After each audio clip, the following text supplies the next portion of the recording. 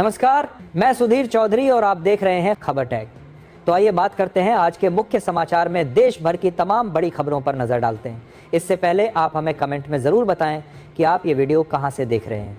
अगर आपने अभी तक इस वीडियो को लाइक नहीं किया तो लाइक करके चैनल को सब्सक्राइब जरूर करें। वित्त मंत्री निर्मला सीतारमण ने लगातार 9वीं बार देश का बजट किया पेश। इनकम टैक्स स्लैब में कोई बदलाव नहीं, कैंसर और शुगर की 17 दवाइयां सस्ती होगी, 3 आयुर्वेदिक एम्स बनेंगे, 7 हाई स्पीड रेल कॉरिडोर बनेंगे, देश के हर जिले में एक गर्ल हॉस्टल बनाया जाएगा। वहीं विदेश में पढ़ाई और इलाज के लिए पैसे भेजने पर अब 5% के बदले 2% टैक्स लगेगा।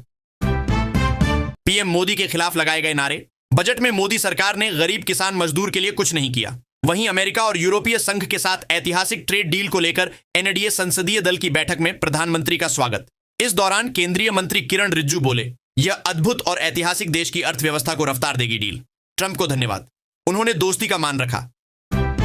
मुख्यमंत्री मोहन यादव ने आगामी राज्य बजट से पहले पेट्रोल डीजल पर वैट कम करने के संकेत दिए हैं। उन्होंने ग्रीन एनर्जी को बढ़ावा देने और वित्तीय तरलता के लिए आय स्रोतों को बनाए रखने की बात कही। मुख्यमंत्री ने जीडीपी बढ़ाने, छोटे शहरों को आर्थिक केंद्र बनाने और रोजगार सृजन पर जोर दिया।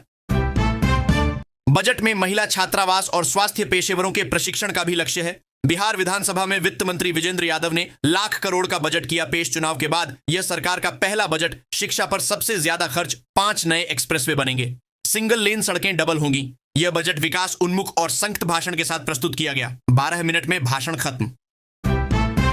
स्वराज पार्टी ने बिहार सरकार के बजट को जनता के हितों से दूर बताया। 11 मिनट के बजट अभिभाषण की आलोचना की। पार्टी अध्यक्ष मनोज भारती ने शिक्षा स्वास्थ्य में कटौती और बढ़ते कर्ज पर चिंता जताई। प्रशांत किशोर 8 फरवरी से बिहार का दौरा कर जनता से संवाद करेंगे। बजट व राज्य की परिस्थितियों पर सीधा फीडबैक लेंगे। अमेरिका ने भारत पर टैरिफ से घटाकर 18% किया। 25% एक्स्ट्रा टैरिफ पर कोई ऐलान नहीं। ट्रंप बोले, मोदी रूसी तेल खरीदना बंद करेंगे। हालांकि रूसी तेल खरीदने की वजह से लगाए गए 25% एक्स्ट्रा टैरिफ पर कुछ भी स्पष्ट नहीं किया। लेकिन ट्रंप ने यह भी कहा कि मोदी रूसी तेल खरीदना बंद करके अमेरिका से ज्यादा तेल खरीदने पर राजी हो गए हैं। बांग्लादेश में वैज्ञानिकों ने टेरोपाइन ऑनर्थोरियोवायरस यानी पीआरवी नाम के नए घातक वायरस की पहचान की है।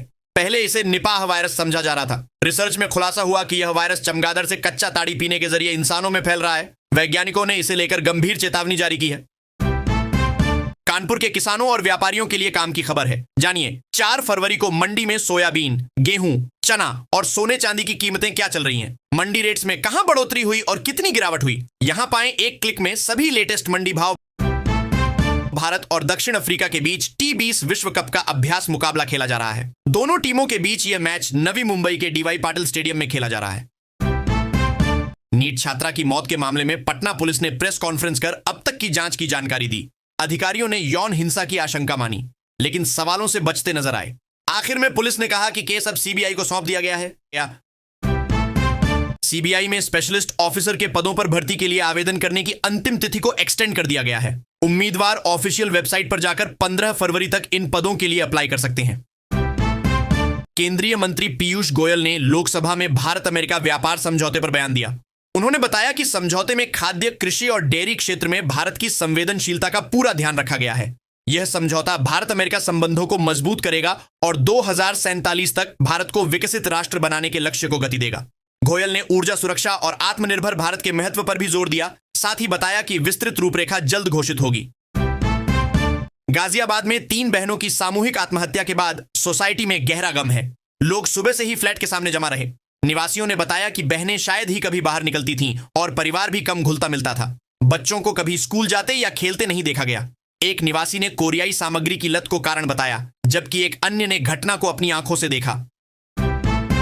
भाजपा का 10 के दम यानी मोदी सरकार के 10 वर्षों के कार्यकाल में किसानों के हित में लिए गए निर्णयों पर पूरा भरोसा है। विपक्षी धार को कुंद करने के लिए भाजपा ने किसानों के घर घर दस्तक के अलावा इंटरनेट मीडिया पर भी मोर्चा संभाल लिया है। हर वर्ग में अपनी पहुंच बढ़ाने के साथ ही मोदी सरकार ने गांव, गरीब और किसान को अपनी प्राथमिकता में रखा। लोकसभा में बुधवार को सत्ता पक्ष और विपक्ष के बीच तीखे टकराव के कारण भारी हंगामा हुआ। राहुल गांधी ने एक अप्रकाशित पुस्तक का हवाला देकर भारत चीन सीमा विवाद पर चर्चा की कोशिश की, जिसे स्पीकर ने नियमों का हवाला देकर अस्वीकार कर दिया। इसके जवाब में निशिकांत दुबे ने प्रकाशित पुस्तकों के साथ कांग्रेस पर पलटवार किया, जिससे सदन में गतिरोध बढ़ गया और प्रधानमंत्री का संबोधन टल गया। अमेरिकी राष्ट्रपति ट्रंप के दावे के बावजूद भारत ने रूस से तेल आयात जारी रखा है। वाणिज्य मंत्री पीयूष गोयल ने संसद में बताया कि 1.4 अरब भारतीयों की ऊर्जा सुरक्षा प्राथमिकता है और स्रोतों का विविधीकरण रणनीति का हिस्सा है। मुख्यमंत्री विष्णुदेव साय ने नवा रायपुर में छत्तीसगढ़ के पहले अंतरिक्ष केंद्र अंतरिक्ष संगवारी का उद्घाटन किया। इस अवसर पर अंतरिक्ष यात्री शुभांशु शुक्ला भी मौजूद रहे, जिन्होंने अपने अनुभव साझा किए। मुख्यमंत्री ने पूरे प्रदेश में ऐसे केंद्रों के विस्तार की घोषणा की। इसे युवाओं के सपनों की प्रयोगशाला बताया। यह केंद्र बच्चों को अंतरिक्ष विज्ञान में प्रशिक्षण देगा और कृषि व रोजगार के अवसर बढ़ाएगा। सीएम नीतीश का सभी प्रखंडों में डिग्री कॉलेज खोलने पर बढ़ा निर्देश। जुलाई 2026 तक पढ़ाई का डेडलाइन जारी।